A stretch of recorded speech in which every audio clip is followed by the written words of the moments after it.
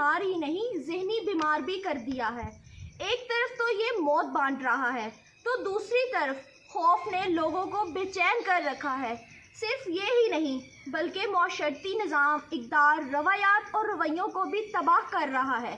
اب چین کو ہی دیکھ لیجئے، چین نے کرونا وائرس پر قابو پا لیا ہے مگر اس وائرس کے نتائج ابھی تک سامنے آ رہے ہیں۔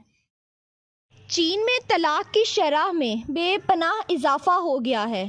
چین کے کرونا وائرس سے متاثرہ علاقوں میں میرج رجسٹر آفسز کے باہر طلاق کے کاغذات جمع کروانے والوں کی قطاریں لگی ہوئی ہیں۔ چین میں کرونا وائرس سے متاثرہ علاقے داجو سیچوان میں لاک ڈاؤن ختم ہونے کے بعد سے اب تک 300 لوگوں نے طلاق کے لیے کاغذات جمع کروائے ہیں۔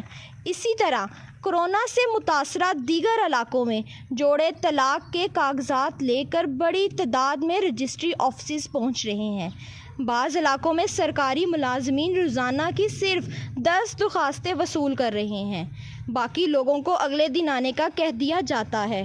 چینی حکام کا کہنا ہے کہ لاک ڈاؤن کے دوران لوگ گھروں میں رہیں، شادی شدہ جوڑوں میں زیادہ وقت ساتھ گزارنے اور کورونا کے خوف سے ذہنی تناؤ کا شکار ہونے کی وجہ سے جھگڑے ہوئے اور نوبت طلاق تک جا پہنچی۔ چینی حکام نے یہ بھی کہا ہے کہ طلاق لینے والوں میں زیادہ تعداد نوجوان جوڑوں کی ہے۔